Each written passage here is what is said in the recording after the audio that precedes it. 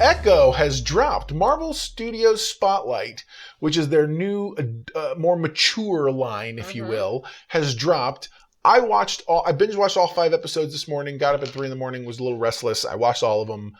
I don't know what anybody's talking about. This show is brilliant.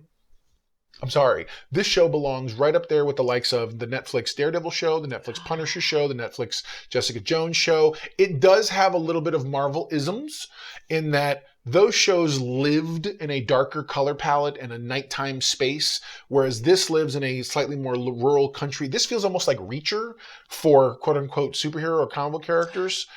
Okay.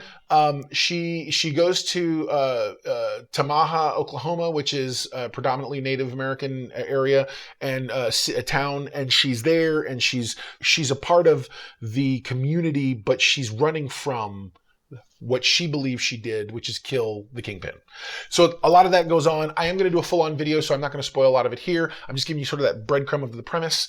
And so it's all about her exploring those things. I liked Jessica Jones, so I probably will like Echo. This is really good. There are people who complained about the opening 30 minutes of the first episode. They it's just recycled recap stuff. No, look, there's some stuff in there. They got the same young lady who played little girl her to play her again as a child. Okay. They gave us more context to that.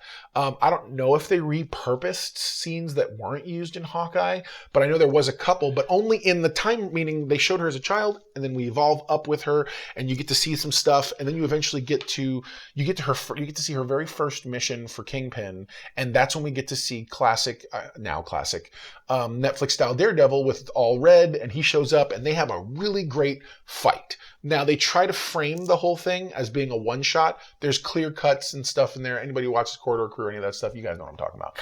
And so you can definitely tell that there's a lot of those stuff there did that. But overall, I mean, I enjoyed the show. I really did. I'm gonna watch it. Yeah, it was. I don't know what anybody's talking about. It was not a slog. It was quick because Do we have too many expectations on Marvel right now? I think so. Are our expectations so high for Marvel right now that anything they put out we're not gonna like? I hope not. I mean, I think in some things, here's the thing. I hated Secret Invasion, but I purposely went into Echo with an open mind, and I enjoyed it. I enjoyed it from the word go. Again, I'm in the bag for most comic book things. But I enjoyed Echo. The fight scenes look good. There's one part people complain about during the Daredevil fight with her, where he gets up really quickly, but and they're like, look, it's all CG, rubber bandy. There's no CG in that scene. The issue is that there's seam where they hide the seams of one cut to another. But he had to get up. It was wire work.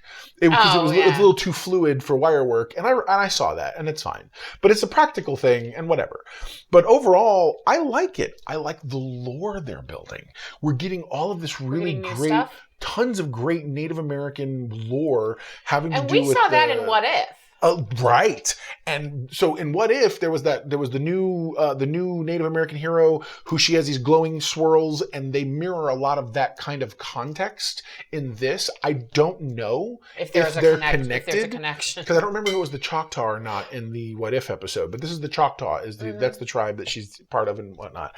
All the characterizations, all the actors do brilliant, and I think it's really, really good. So I'm going to watch it then. Yeah, so there you go. Now you know, and knowing half the battle, you're halfway to make a know-it-all yourself.